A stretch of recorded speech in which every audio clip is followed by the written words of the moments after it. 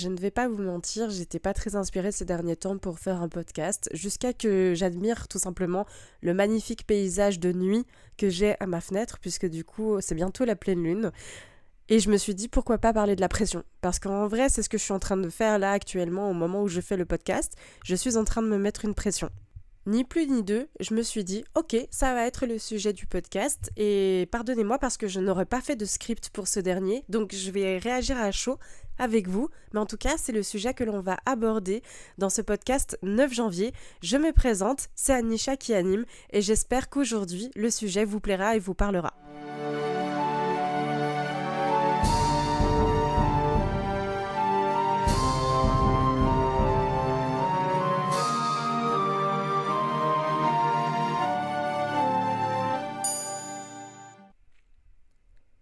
La pression, d'une certaine manière, on la subit tous et toutes un jour. Et pourquoi est-ce que je vous dis ça? C'est parce que de manière sociétale, on la vit en fait, depuis qu'on nous sommes nés jusqu'à qu'on meure finalement. Je suis désolée de vous mettre une claque dès le départ de ce podcast, mais c'est vraiment l'idée qui me traverse à l'heure actuelle. Parce que on est toujours dans la performance, dans la combativité, dans le meilleur de soi. Et moi, j'ai envie de trouver un équilibre dans cette pression, sincèrement. Pour revenir à la genèse, en fait, de tout ce que j'ai envie de vous expliquer ce soir ou aujourd'hui pour ceux qui m'écoutent de jour, eh bien, j'avais vraiment envie qu'on remette les bases ensemble pour qu'on soit tous équités au niveau de notre départ. D'accord? On vous partez tous à la même ligne que moi, en fait, finalement. Voilà, ce sera peut-être un peu plus français dit comme ça. Donc pour moi, la pression est tout simplement quelque chose qu'on vit, comme je l'ai dit, depuis notre tendre enfance. Parce que on est comme ça. On a besoin de cette pression pour pouvoir un peu bouger, hein, bouger notre popotin, comme j'aime bien dire. Des fois, un peu de pression. Avoir un peu de pression, c'est pas mal. Mais quand on en subit trop, ça devient problématique. Et encore plus, je trouve, dans ces périodes-là, parce que je trouve plus on avance dans les années, et peut-être vous allez me dire, je suis un peu nostalgique, mais peut-être que c'était aussi un problème d'antan et nos grands-parents nous en parlaient même pas, c'est possible, hein. Mais j'ai l'impression plus on avance dans les années, et plus je trouve que on se met la pression pour un oui et pour un non. Je vous donne un exemple, voilà, je me suis mise la pression pour faire un podcast qui soit qualitatif, qui soit professionnel comme j'aime bien le dire, et qui vous parle. Puisque du coup, j'ai envie de lancer toujours une thématique de plus en plus profonde, de plus en plus intéressante, et qui peut-être serait accrocheur. Ma pression à moi, c'est ça, mais aussi également de me démarquer des autres podcasteurs. Pourquoi est-ce que je vous dis ça? Parce que je suis un peu, je dis bien, en compétition avec ces autres podcasteurs. Vous voyez, si je vous mets un sujet dont tous les podcasteurs vous parlent, bien évidemment que à ce moment-là, qu'est-ce qui va me différencier d'eux? Ce sera uniquement ma personnalité et ma façon de parler. On est d'accord. Mais si je vous propose quelque chose qui soit vraiment un peu original, un concept un peu original, une proposition d'idée originale, etc., eh bien, du coup, ça va me démarquer, en tout cas, dans ma thématique, de d'autres podcasteurs. Je ne sais pas si vous me suivez jusque-là, ça me paraît logique hein, dans ma tête, mais peut-être que mes pensées vont plus vite que mes mots. Et du coup, vraiment, pour moi, me démarquer, c'est très important. C'est un peu le sujet que j'essaie de me dire à chaque fois que j'ai envie de créer un script pour ce podcast. Et je trouve ça nul parce que j'en ai mangé ce mois-ci des podcasts à donf pour me trouver de l'inspiration. Mais rien ne faisait. Je suis allée me promener avec mes chiens et Dieu sait combien d'heures j'ai fait de balades en forêt, dans la nature, etc. Qu'il neige, qu'il pleuve ou qu'il grêle ou qu'il fasse beau, tout simplement, pour pouvoir me trouver une imagination, un sujet qui puisse m'inspirer. Mais il n'y avait rien. Et comme je vous ai dit en tout début de podcast, là, tout d'un coup, paf, je regardais dehors et j'étais là, mais meuf, la pression, tu te mets une pression d'enfer pour rien du tout. Mais vraiment pour un grain de riz. Est-ce que tu te rends compte de ce que tu es en train de faire? Tu es en train de te bousiller l'esprit parce que tu es en train de te chercher un script à écrire pour que ce soit prêt pour le prochain podcast. Est-ce que c'est vraiment ce que tu as envie?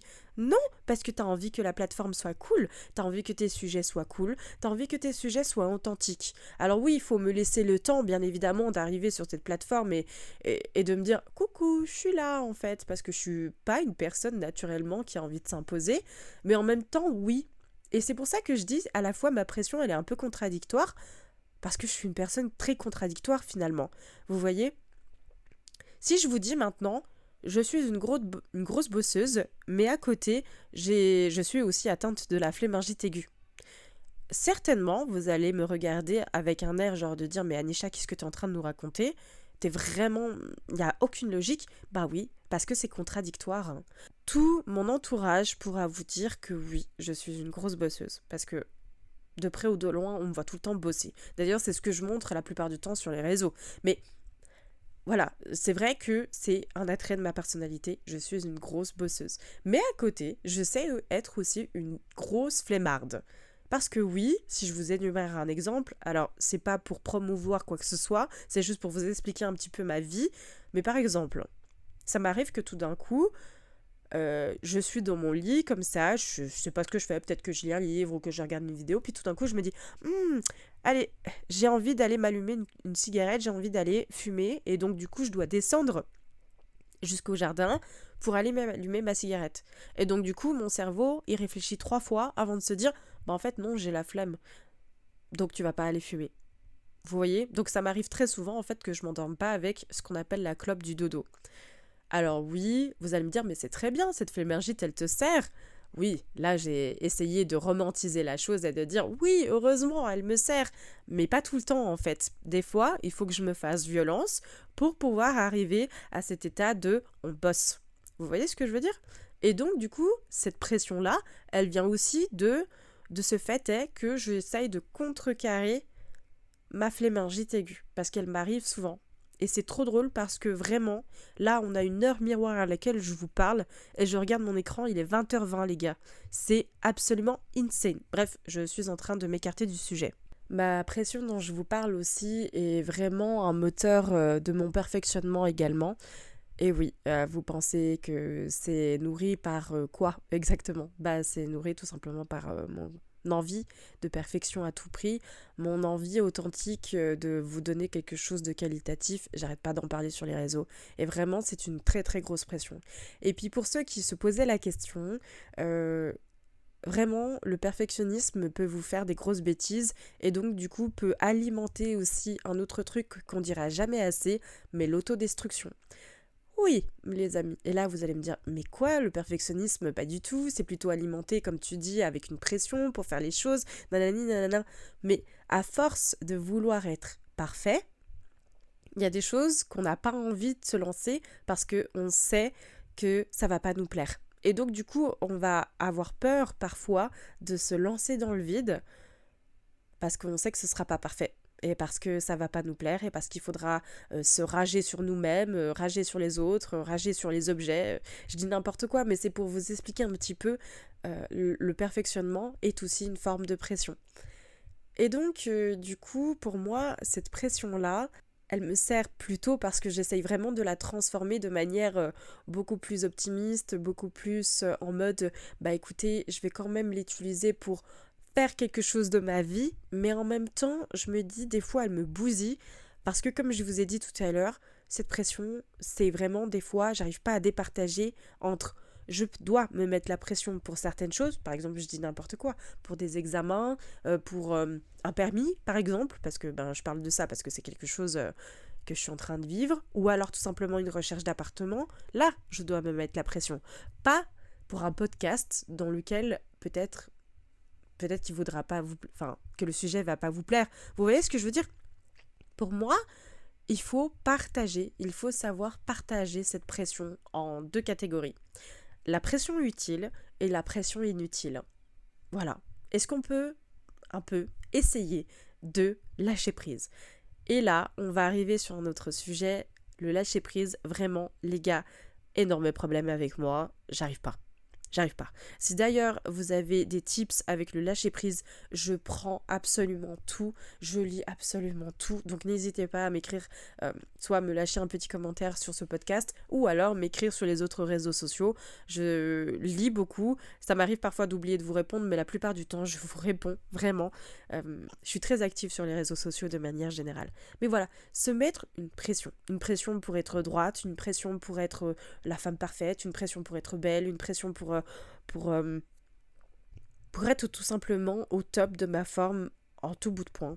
Je crois que je l'avais aussi démontré sur Instagram lors d'une story où j'avais juste simplement screenshot un message que j'avais envoyé à un de mes ex en disant, parce que c'était un jour où j'étais malade et le monsieur en question voulait venir me voir, et j'ai dit ah non non non non, je veux surtout pas que tu me vois, surtout pas que tu me vois comme ça, surtout vraiment je vais rester tranquille et vraiment je veux que tu me vois quand je suis parfaite.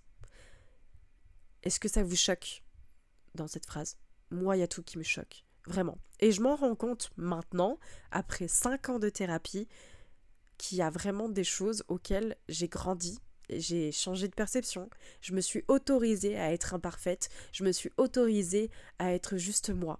Et c'est trop triste à dire au bout de 5 ans de thérapie. Alors je suis pas en train de dire que ces 5 ans de thérapie, c'est trop dommage. Non, non, non, non, hein, bien au contraire, ça m'a beaucoup aidé, ça m'a fait comprendre aussi beaucoup de choses, plein de mécanismes envers moi-même, et, euh, et vraiment pourquoi et qu'est-ce qui était à la cime de la pression.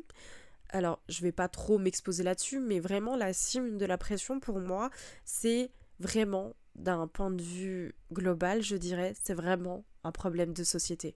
On se met tout le temps la pression.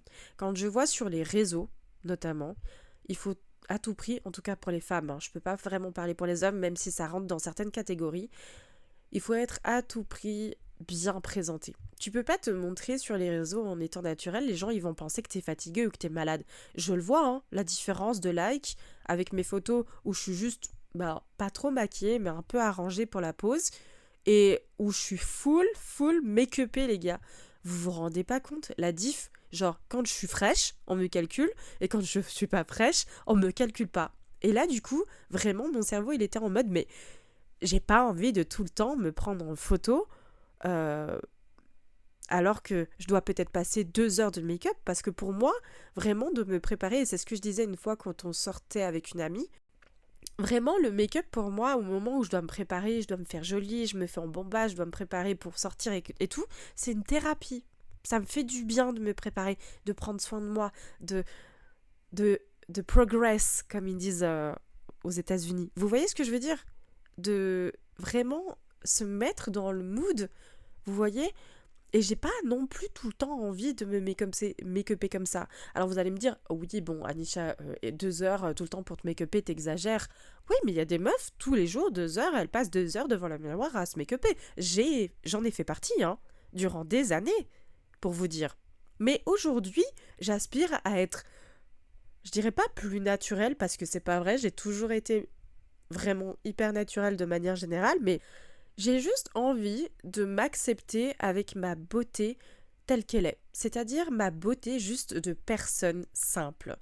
Parce que oui, on pourrait penser que je suis une personne hyper sophistiquée, mais je suis en réalité une personne très simple. J'aime les choses simples. Ça ne veut pas dire que j'aime pas les choses de luxe ou quoi. Il n'y a pas de ça, mais juste, je reste une personne simple. Et vraiment, au travers de ce podcast, j'avais vraiment envie de vous montrer un peu des phases que je n'aurais peut-être pas dit en temps et en heure sur d'autres plateformes. Vous voyez ce que je veux dire? Si je vous dis aujourd'hui que je suis une personne extrêmement sensible, vous allez me dire, bon, c'est peut-être une nana, ok, d'accord. La misogynie, là, je viens de m'envoyer un tacle dans la figure. Non, mais vraiment, on pourra se dire, bon, bah ok, d'accord, mais pourquoi elle nous dit ça?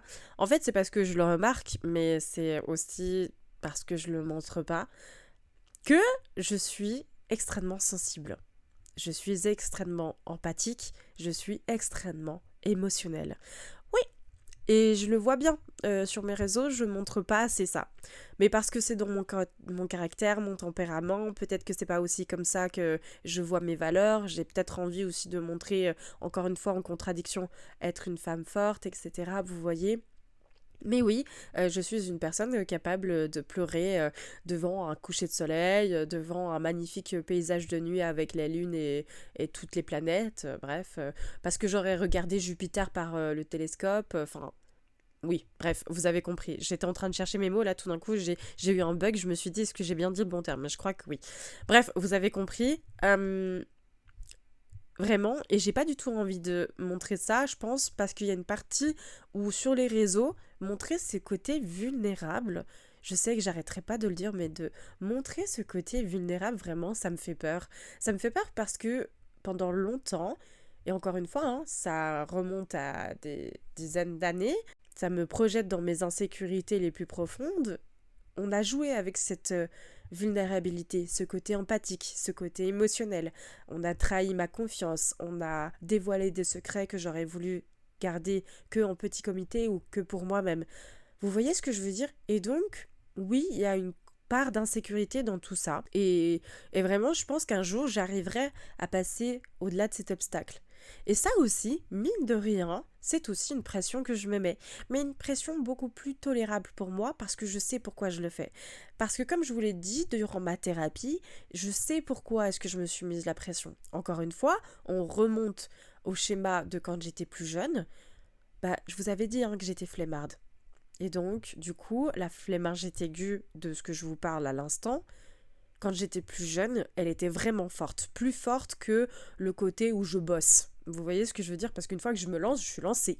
Mais elle était plus forte que je bosse. Et donc, du coup, on m'a rabâché dans mes petites oreilles en mode tu travailles pas assez, tu te mets pas assez la pression, t'es trop laxiste, nanani nanana, c'est trop dommage, t'es en train d'auto-saboter ton potentiel, etc., etc. Jusqu'à l'âge de mes 15 ans, où là, vraiment, ça fait le tour. Enfin, je dis 15 ans, mais je pense un peu plus jeune. Hein.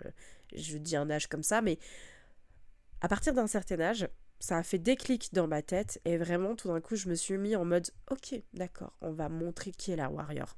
Et c'est ça, finalement, qui m'a mis cette pression. C'est parce que je voulais montrer qui j'étais et de qu'est-ce que je valais, parce que j'en avais marre d'entendre ces mauvaises langues dire que j'étais comme ça. Alors oui, on dit, oui, tu gâches ton potentiel jusqu'à que ça devienne, tu es une incapable. Et là, vraiment, ça m'a blessée et je voulais montrer, en fait, finalement, que je n'étais pas que ça.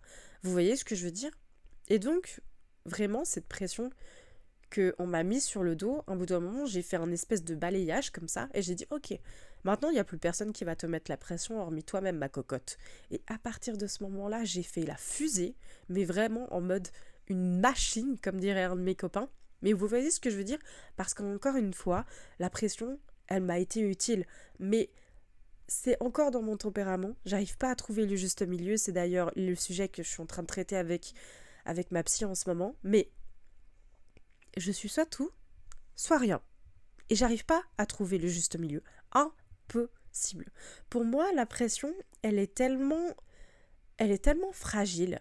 Je vois ça comme si c'était un cheveu qu'on tendrait ou une corde qu'on tendrait jusqu'à vraiment qu'elle soit bien bien bien tendue et que vraiment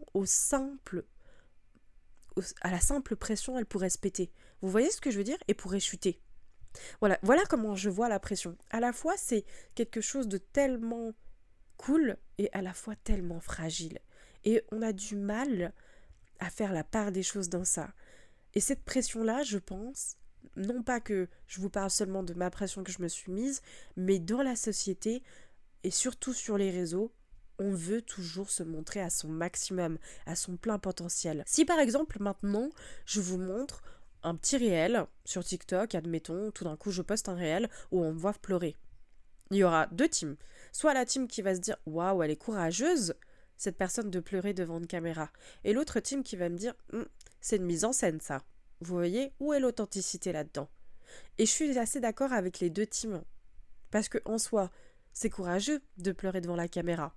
Est-ce qu'il y a un jeu d'acteur derrière? Je ne sais pas. Est-ce que c'est vraiment les vraies larmes et les vraies émotions? Peut-être, peut-être pas, on ne sait pas. Voilà. C'est ça aussi que je voulais vous montrer. En fait, c'est surtout que quand moi je vois des personnes pleurer, je me dis à quel moment tu réfléchis pour prendre ton téléphone et te filmer en pleurant? Ou est-ce que tout d'un coup tu as voulu te filmer pour un autre truc complètement dérisoire et que au final t'as craqué et t'as t'as craqué ton slip et du coup tu t'es mis à pleurer. C'est possible, hein. C'est totalement possible. Bref, je voulais juste vous faire une aparté sur la pression des émotions aussi qu'on se met.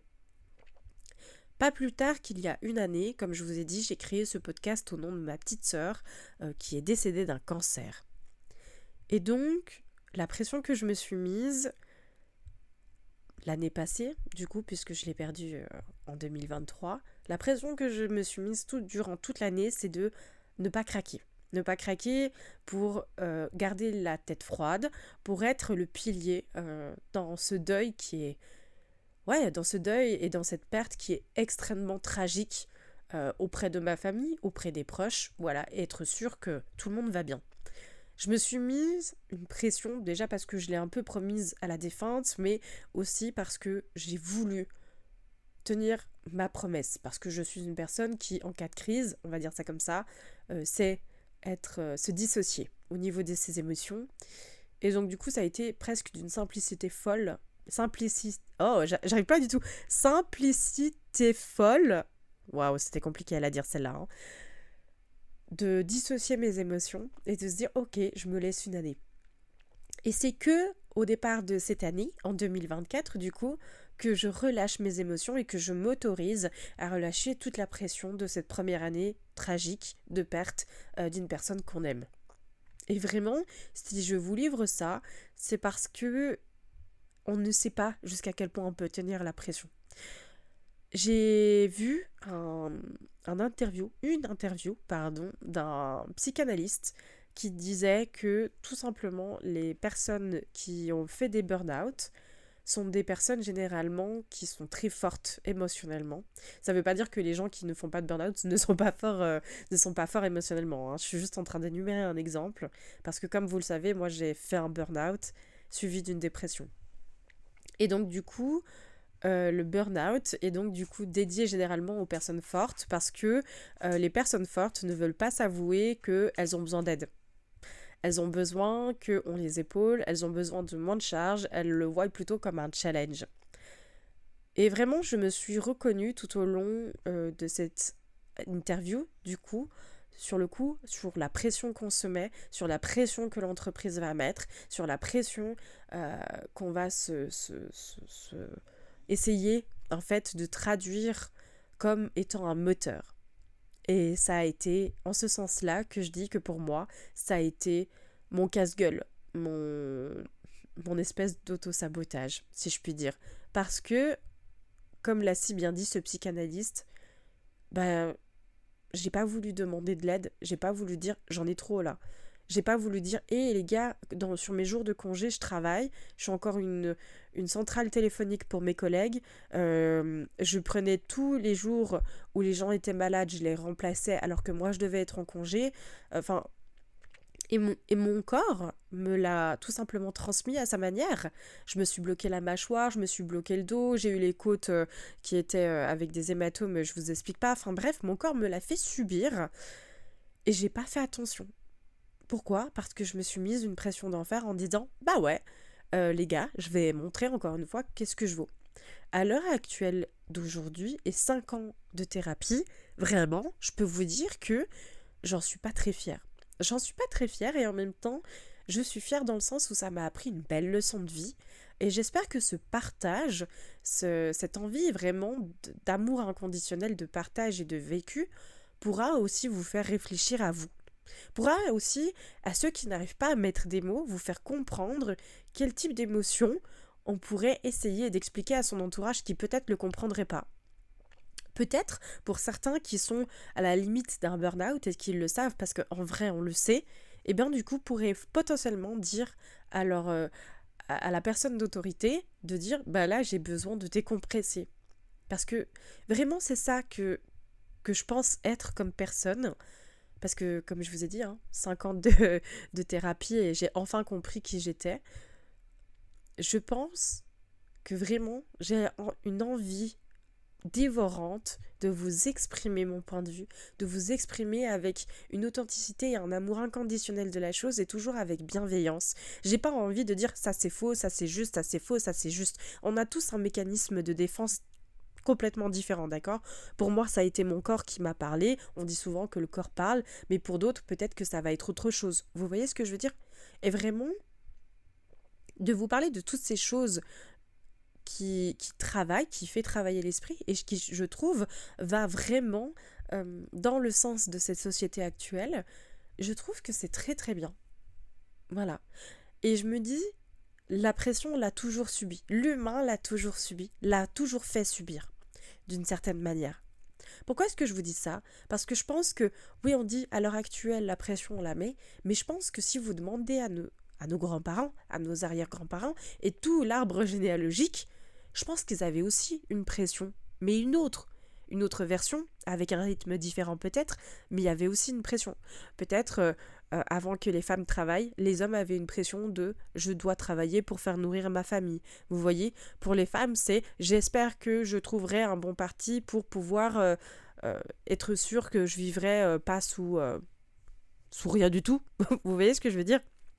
Ou peut-être, je sais pas moi, tomber sur un mari qui est gentil et clément. Je sais pas, hein, j'essaye d'énumérer des exemples comme ça pour faire travailler un peu le mental, mais c'est pour vous dire, l'humain a toujours subi une pression quelle qu'il soit. Et aujourd'hui, je la trouve d'autant plus virulente parce qu'elle manque de bienveillance, cette pression. Je trouve que, encore une fois, comme je vous l'ai dit, elle est à la fois un moteur, mais à la fois une autodestruction. Et attention à cette autodestruction, justement. Je pense qu'il faut vraiment trouver un équilibre, comme si on essayait d'être un équilibriste sur un fil, en fait. Ça se dit pas, mais je sais plus. Un somnambule. Pourquoi je dis toujours un somnambule? On ne dira à un moment de vocabulaire, là, hein, d'accord? Me jugez pas, s'il vous plaît. Mais voilà, je pense que cette pression, en fait, elle est vraiment bénéfique à partir du moment où on sait s'arrêter. Et c'est en sachant s'arrêter et en sachant être une personne qui lâche prise, n'est-ce pas Anisha? Je me dis ça pour moi, hein, parce que vraiment, je ne sais pas lâcher prise, que je pense qu'on arrive à avoir et obtenir quelque chose de très joli et de très équilibré. C'est sur ces mots sages et doux que du coup je vais vous laisser tout simplement continuer votre journée ou tout simplement aller dormir et vous napper sous les draps. En tout cas, j'espère que ce sujet d'aujourd'hui vous aura fait vraiment plaisir et que malgré le fait que je n'ai pas préparé de script, eh bien que ce petit sujet de cœur à cœur vous aura tout simplement éveillé votre conscience, éveillé votre façon de voir la vie et peut-être changer aussi certaines perceptions. Voilà, je vous fais de très très gros bisous, on se retrouve au 9 du mois prochain et c'était Anisha sur le podcast 9 janvier.